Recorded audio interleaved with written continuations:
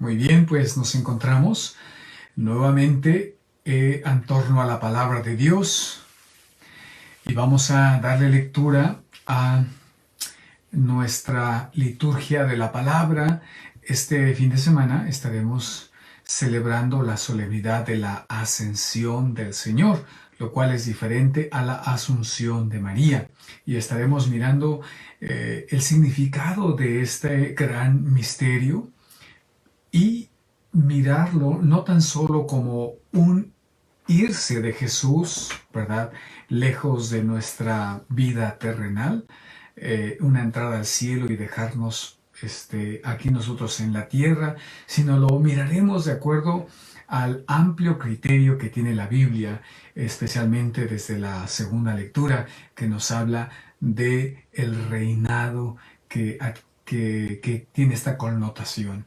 La ascensión del Señor habla de más que de unirse de un lugar y cambiarse a otro lugar, o de subir y perderse en las nubes, como un reinado diferente, nuevo, que, como decimos en el credo, que subió a los cielos y está sentado a la derecha del Padre. Esa es la tradición de la Iglesia. Bien, ¿cómo están todos ustedes? Espero que estemos listos para entrar en esta escucha creyente de la palabra. Vamos pues a abrir nuestras Biblias y en este ciclo C, la Iglesia nos hace meditar en este gran misterio desde el Evangelio de San Lucas, y de una manera muy hermosa. La primera lectura viene de Hechos de los Apóstoles, que en algún tiempo de la historia de la Iglesia era un mismo libro. Lucas y Hechos de los Apóstoles era un mismo libro que la Iglesia había conservado como una unidad. Y ahora, aunque sabemos que el autor del Evangelio de San Lucas es el mismo autor del libro de los Hechos de los Apóstoles, pero se encuentran separados. Lucas pertenece al grupo de los Evangelios y Hechos de los Apóstoles pertenece al conjunto de las cartas allá de Pablo y de las cartas católicas, y obviamente del Apocalipsis, esa última sección de la palabra de Dios, de la Biblia. Bien, pues vamos a iniciar ante su presencia, en el nombre del Padre, y del Hijo, y del Espíritu Santo. Amén. Bien, pues vamos a ir caminando con esta lectura y vamos a ir respondiendo algunas preguntas que puedan suscitarse en el transcurso de nuestro estudio. Entonces vamos a Lucas capítulo 24 y nos habla del versículo. Vamos a ir al versículo 46. Lucas capítulo 24, versículo 46 al 53. Vamos a iniciar por allí. 46. Dice así: y añadió: así estaba escrito, el Mesías debía sufrir y resucitar de entre los muertos al tercer día. ¿Quién está hablando? La liturgia de la palabra introduce esta lectura de otra manera. Lo que vamos a escuchar en la Eucaristía para decir: en aquel tiempo Jesús se apareció a sus discípulos y les dijo. ¿Sí? En aquel tiempo Jesús se apareció a sus discípulos y les dijo. Entonces, Lucas sumerge, o de alguna manera integra, este misterio de la ascensión del Señor con un diálogo previo, y después miraremos que una acción, unas palabras, un discurso, un último discurso y una acción, ¿sí? Pero si lo leemos, el Evangelio en su conjunto, el Evangelio de Lucas, nos va a decir que esto posiblemente sucedió en la tarde de la resurrección. ¿Por qué digo esto? Porque si leemos el capítulo 24, pues va a hablar de esos discípulos de Emaús que en la tarde del domingo de la resurrección iban desanimados, los discípulos de Emaús, ¿sí? Dice ahí: ese mismo día, versículo 13 del capítulo 24, dos de los discípulos iban a un pueblo pequeño llamado Emaús, situado a 10 kilómetros de Jerusalén. Entonces hablamos de ese mismo día. Y después ahí Ya recuerden que un extraño, un extranjero, camina con ellos, que es Jesús, pero que ellos no lo reconocen, sus discípulos no lo reconocen, y lo reconocen hasta la fracción del pan, ¿sí? ¿Se acuerdan? Y decían ellos, ¿no ardía acaso nuestro corazón mientras hablaba en el camino y nos explicaba las escrituras? ¿Sí? Y dice, en ese mismo momento se pusieron en camino y regresaron a Jerusalén. Allí encontraron reunidos a los 11 y a los demás que estaban con ellos y les dijeron, es verdad, el Señor ha resucitado y se ha aparecido a Simón. Ellos por su parte contaron todo lo que les había pasado en el camino y cómo lo habían reconocido a partir del pan. Estoy terminando el versículo 35. Versículo 36. Todavía estaban hablando de esto cuando Jesús se apareció en medio de ellos. Entonces, por eso la liturgia de la palabra del domingo dice que en aquel tiempo Jesús se apareció a sus discípulos y les dijo. Entonces, en esa aparición que parece ser que es la misma tarde de la resurrección, no 40 días después, ahorita voy a explicar eso, eh, Jesús se aparece y pareciera dar la impresión de que es esa tarde misma, ¿no? O sea, todavía estaban hablando cuando se apareció Jesús en medio de ellos, atónitos, llenos de temor, querían ver a un espíritu. Y entonces Jesús les dice, ¿por qué se turba su corazón? Porque hay dudas. Miren mis manos y mis pies, y les pide algo de comer. Dice, tal era su alegría y la admiración de los discípulos que se resistían a creer, pero Jesús les preguntó, ¿tienen algo para comer? Termina el versículo 43 diciendo, porque le presentaron un pescado asado, él lo tomó y comió delante de ellos. Versículo 44. Después les dijo, ¿sí? Pareciera ser que es continuada esta experiencia. Después les dijo, cuando todavía estaba con ustedes, yo les decía, es necesario que se cumpla todo lo que está escrito en mí, en la ley de Moisés, en los profetas y en los salmos. Entonces les abrió la inteligencia para que pudieran comprender las escrituras y añadió, versículo 46, esto es lo que la liturgia de la palabra nos regala este domingo. Así estaba escrito. El Mesías debía sufrir y resucitar de entre los muertos al tercer día, y comenzando por Jerusalén, en su nombre, debía predicarse a todas las naciones la conversión para el perdón de los pecados. Entonces, vamos a quedarnos con ello, ¿verdad? Vamos a fijarnos ahora ya no en el día, sino vamos a fijarnos en el contenido, ¿sí? Y después volveremos a aclarar acerca de lo del día, ¿sí? Lo del día junto cuando leamos el Evangelio, la primera lectura que es de Hechos de los Apóstoles. Entonces, para no distraernos, dice que empezó a narrarles, estaba escrito, el Mesías debía de sufrir y resucitar de entre los muertos al tercer día, ¿sí? Pero antes de eso dice que les abrió la inteligencia para que pudieran comprender las escrituras.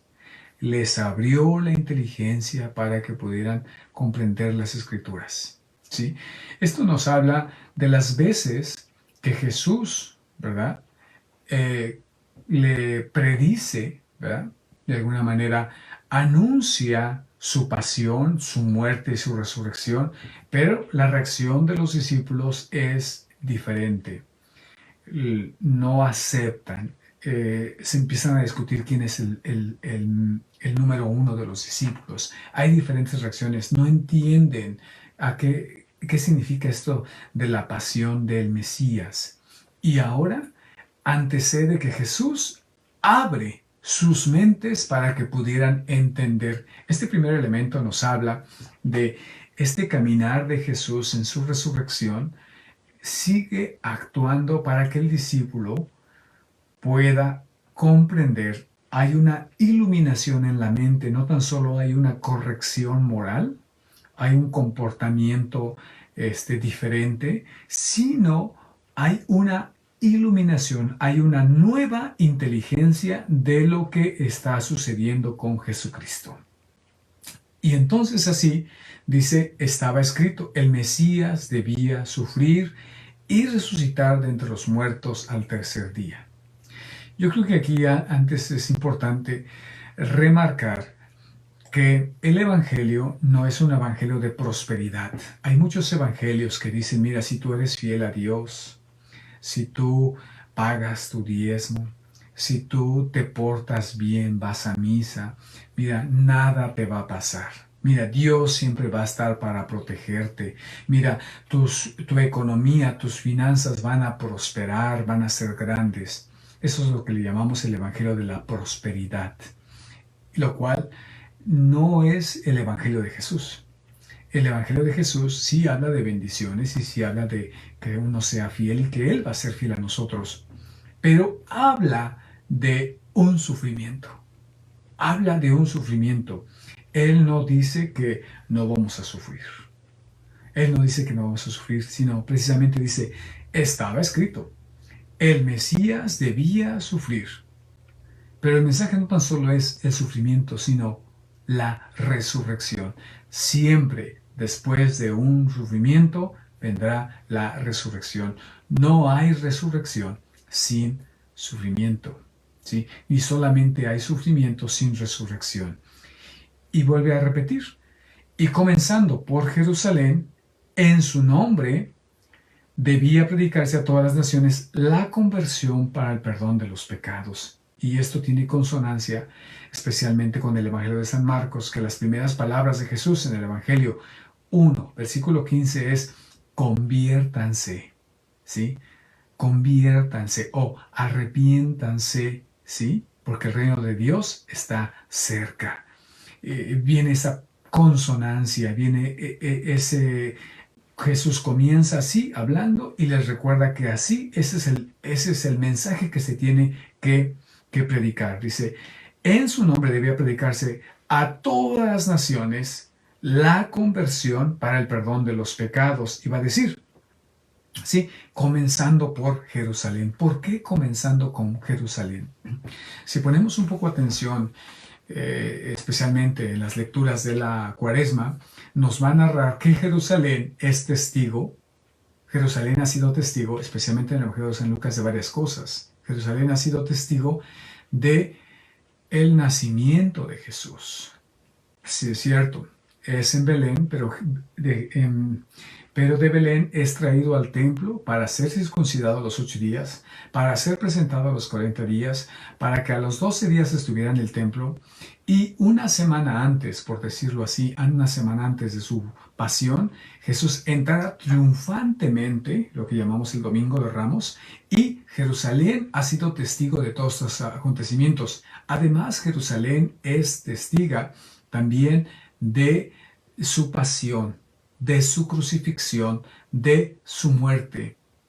Y Jerusalén al final es testigo del primer anuncio de la resurrección de Jesús. Es en Jerusalén donde están reunidos los apóstoles y se anuncia que la tumba está vacía. Y por eso dice Jesús que debe ser comenzando por Jerusalén. Entonces, esto habla de una conclusión muy hermosa, de que esta ciudad ha sido escogida para ser testiga, ¿sí? Y como falla a reconocer a su Señor, ¿sí? Falla en reconocer a su Señor. ¿A qué me refiero con falla a reconocer a su Señor? Y esta falla, quiero decir, es providencial. Porque entonces de ahí aprendemos que tantas cosas va a decir va a decir Jesús cuando desde el Monte de los Olivos contempla Jerusalén y dice, Jerusalén, Jerusalén, cuántas veces he querido acogerte en mis brazos como una gallina acoge a sus polluelos, pero tú no has querido, ¿sí? Pero tú no has querido. Y llora Jesús por esa ciudad, porque no ha sido capaz de reconocer a su Salvador con todas estas cosas que hemos hablado, estos acontecimientos más que cosas. Jerusalén, Jerusalén. Y también le dice, tú que matas a los profetas, ¿sí? Y no tan solo ha fallado en reconocer a su Mesías, sino que también ha causado daño. Y precisamente a este pueblo escogido por Dios, que en su providencia ha fallado en reconocer y que en su providencia ha dado muerte a su Salvador, es necesario anunciarle en primer lugar a ellos la conversión para el perdón de los pecados. Yo decía de alguna manera, cuando platicaba con los jóvenes, les ponía el ejemplo de esta María Goretti, esta joven de 12 años, que cuando este hombre busca, la asalta sexualmente y después cobardemente, voy a poner ese adjetivo, la apuñala, ¿verdad? Y le hace 14 puñaladas le da. Obviamente no muere en ese instante esa niña de 12 años, pero es llevada al hospital y en esos días de su muerte pide ver a ese hombre para ofrecerle el perdón. Y obviamente esto es lo que de alguna manera podemos decir que es que a esa persona que falló en reconocer la pureza de esa niña y que atentó contra su vida, a él es al que al primero se le ofrece y se le predica el perdón, la conversión para el perdón de sus pecados. Después de que pagó su sentencia, este hombre pagó su sentencia en la cárcel, al salir se dedicó a una vida nueva y se hizo hermano de una comunidad y así muere en una vida de santidad, en una vida de conversión. Pues eso habla de que todas las personas, por más maldad que hayamos hecho en nuestras vidas, Dios nos está esperando en el camino de la conversión y se nos ofrece un camino de santidad. Dios cree en nosotros, ¿sí? Precisamente eso habla de esta culminación de su encarnación, ¿verdad? El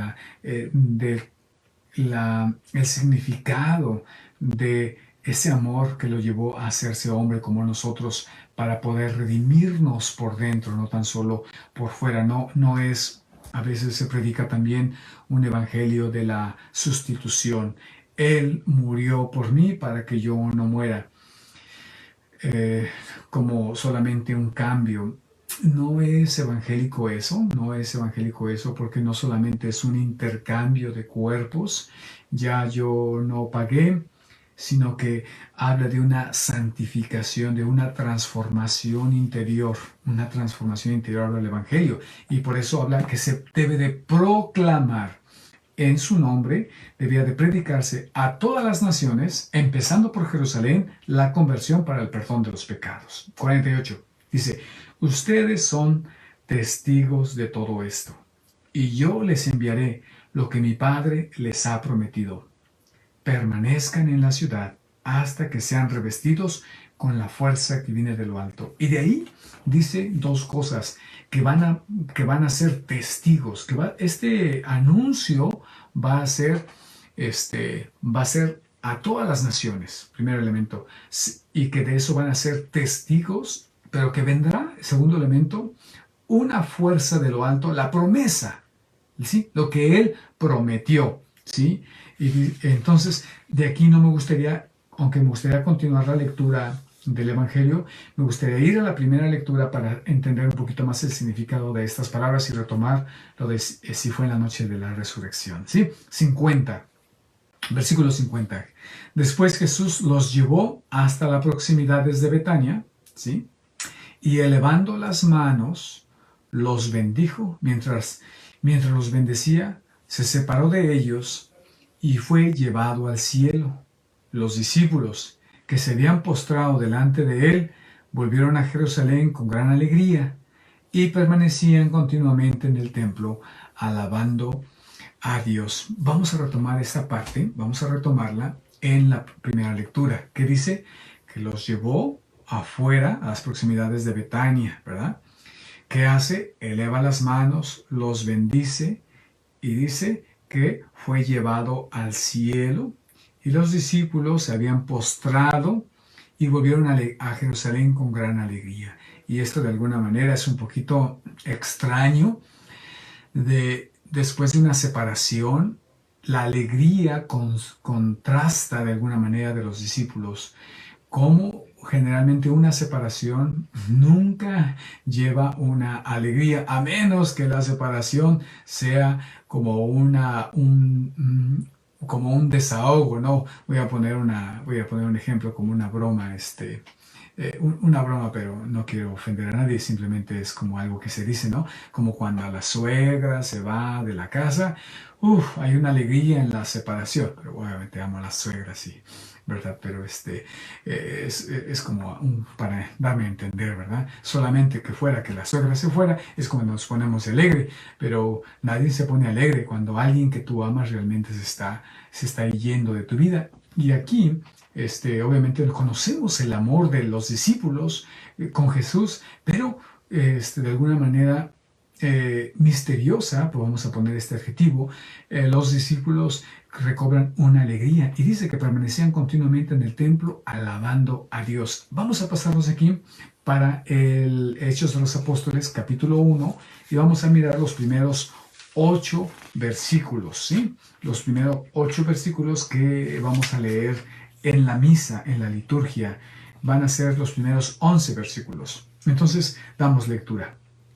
Aunque me voy a saltar los primeros 2 versículos, porque habla de la introducción al libro, y de alguna manera no quisiera detenerme allí, ¿verdad? Aunque vamos a leerlo, pero no voy a explicarlo para no detenerme porque el tiempo nos está volando. Dice, en mi primer libro, querido Teófilo, estoy en Hechos de los Apóstoles, me refería a todo lo que hizo y enseñó Jesús desde el comienzo hasta el día en que subió al cielo. Eso es lo que acabamos de escuchar. Ahí termina el Evangelio de Lucas, dice, y eso pasó. Después de haber dado, por medio del Espíritu Santo, sus últimas instrucciones a los apóstoles que había elegido.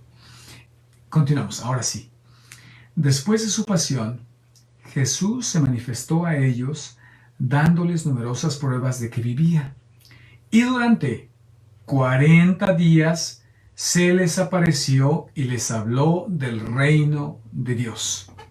¿Sí? Entonces, esto, si en algún momento en la lectura del Evangelio nos hacía pensar que había sido la misma noche de la resurrección, el evangelista en el Hechos de los Apóstoles nos habla puntualmente de cuándo fue la ascensión. De alguna manera, y aunque no lo voy a discutir en este momento, de alguna manera pareciera ser que junta esos discursos, pero en Hechos de los Apóstoles nos dice que esos discursos fueron dados en 2 momentos diferentes y que uno dista del otro de 40 días, ¿sí? En la noche de la resurrección y 40 días después son 2 discursos que Lucas en su evangelio los pone juntos, pero que fueron dados históricamente en diferentes momentos. Y entonces dice, en una ocasión, mientras estaba comiendo con ellos, y eso nos habla precisamente que estaba comiendo con ellos, ¿verdad? Porque le ofrecieron un pescado asado, eso recordamos. En una ocasión, mientras estaba comiendo con ellos, les recomendó que no se alejaran de Jerusalén. Y eso es lo que escuchamos, ¿verdad? Que les dijo, no se alejen de Jerusalén. Y esperaran la promesa del Padre. Y eso precisamente es lo que les dice. Si vamos para allá atrás, les dice, los llevó a las proximidades, elevando su mano los bendijo, ¿verdad?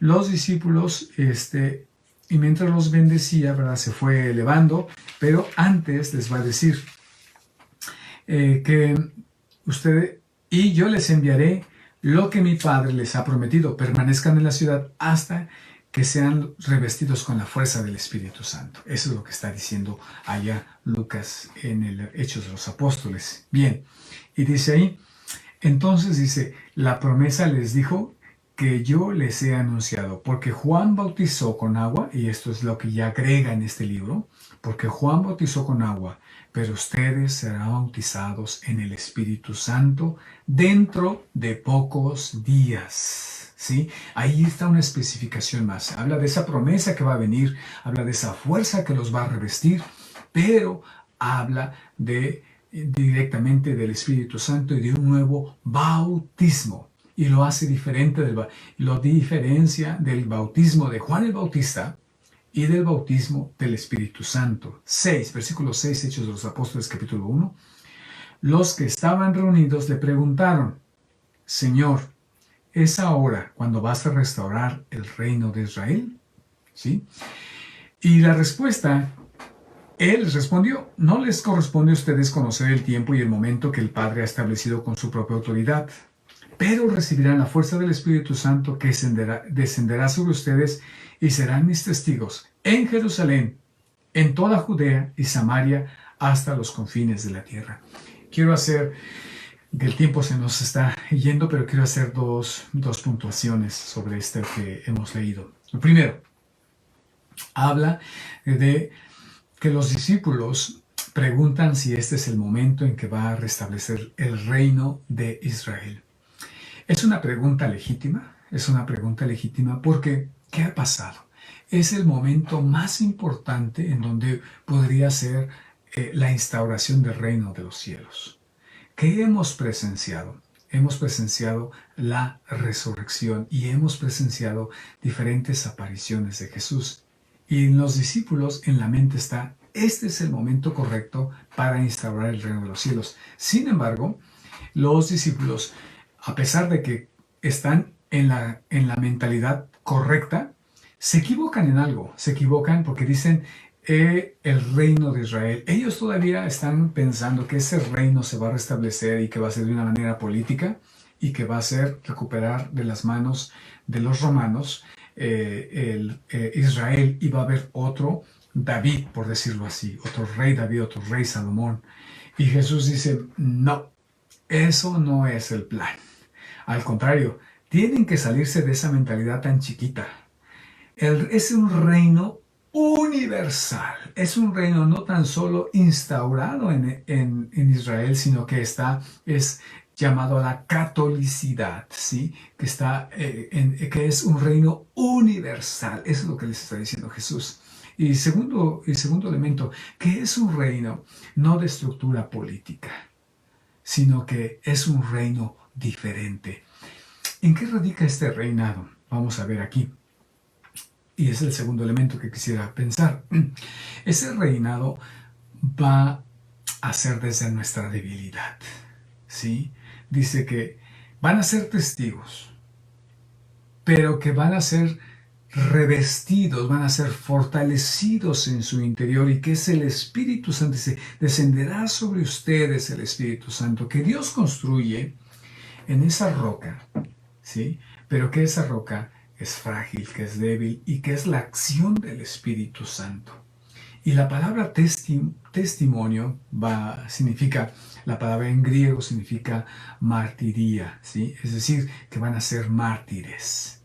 Van a ser mártires, que van a ser fortalecidos hasta la misma muerte. Vuelvo a rentablar, que no les promete que todo va a estar bien. No les promete que va a estar bien, pero dice que van a ser fortalecidos hasta dar la vida por Él. Que ser cristiano es ese continuamente morir, incluso morir tantas veces que cuando llegue el día de mi muerte ya no tenga yo que morir porque ya he muerto. Voy a explicar, parece un poquito romántico estas palabras, sin embargo, es decir, perderle el miedo a la muerte. Perderle miedo a la muerte y entonces convertirme en un testigo, en un mártir. Algunos padres de la iglesia han hablado de que este martirio puede ser cruento, es decir, que realmente puede existir eso, lo de los mártires, los asesinatos, o puede ser incruento, es decir, que con el día a día, que la vida no va a ser difícil, pero que el día a día nos haga estar muriendo, ¿sí? Aunque no haya un derramamiento de sangre. Y atención, el último elemento para cerrar este compartir. Dicho esto, los apóstoles lo vieron elevarse y una nube lo ocultó a la vista de ellos. Este elemento lo agrega en otro momento. Dice que mientras iba ascendiendo, los discípulos se postraron. Pero dice aquí, lo vieron elevarse. Ustedes se acuerdan allá en el Antiguo Testamento, cuando recordamos a los grandes profetas Elías y Eliseo. Y entonces Eliseo le pide que le comparta el poder de su maestro, de Elías, el que había resucitado a un muerto, el que había combatido contra los profetas, de Balaam, todo eso. Y entonces le dice Elías, si cuando sea arrebatado al cielo tú logras verme, vas a recibir 2 porciones de mi espíritu. Y este pasaje así tan sencillo hace alusión a eso. Y dice que lo vieron los discípulos, los apóstoles lo vieron elevarse y una nube lo ocultó en la vista de ellos. Ya no quiero hablar de la nube porque es también fascinante, pero significa que va a recibir 2 porciones del Espíritu de Jesús. ¿Qué es eso? Significa ese 2 porciones del Espíritu Santo. Pues el amor del Padre y el amor del Hijo, que es el Espíritu Santo. No tan solo es el Espíritu de Jesús, sino 2 porciones. Los 2 amores, el amor del Padre y el amor del Hijo. Aquello que se prefiguraba en el Antiguo Testamento, hoy llega a la plenitud y los apóstoles reciben esos 2 porciones de Jesús, su propio amor y el amor del Padre, que es el Espíritu Santo. Pero atención, dice aquí, como permanecían con la mirada puesta en el cielo mientras Jesús subía, que habla de ese énfasis de que si lo vieron irse, se les aparecieron 2 hombres vestidos de blanco que les dijeron, hombres de Galilea, ¿por qué siguen mirando al cielo? Ese Jesús que les ha sido quitado y fue elevado al cielo, vendrá de la misma manera que lo han visto partir. Y aquí termina nuestro pasaje. Es decir, también nos recuerda un poquitito cuando en el Evangelio de San Juan Jesús decía, si ustedes creen, harán mayores cosas que yo. Esta recepción del Espíritu Santo, todo es obra de Dios, pues asegura no tan solo el camino de la iglesia, sino también asegura el éxito de los apóstoles a través del martirio, a través de su testimonio, a través de su propia fragilidad. Entonces, esta fiesta, de una manera sencilla, ¿cómo podremos mirar? Pues podemos ver cómo Jesús va a empezar a reinar a través de su iglesia. Empezamos a reinar a través de su iglesia y empieza a reinar a través del mensaje de la conversión para el perdón de los pecados y empieza a reinar desde la acción del Espíritu Santo. Y ese reinado es porque está a la derecha del Padre. Tú y yo, a través del bautismo, hemos sido herederos de ese Espíritu Santo. Y un detalle muy bonito, que después lo voy a repetir aquí en la misa, es precisamente que eleva sus manos y bendice. Y ese es el culminar de cada Eucaristía. El sacerdote eleva sus manos y bendice. Viene esa separación del pueblo de Dios y Jesús, que continuamente bendice a su pueblo para que sean testigos allá en sus trabajos, en el lugar donde continuamente están haciendo la vida. Bien, pues vamos a quedarnos aquí y que el Señor les bendiga y que les acompañe en todas sus vidas, en todos sus trabajos y en todas sus luchas. En nombre del Padre, del Hijo y del Espíritu Santo. Amén. Feliz día de la Ascensión del Señor.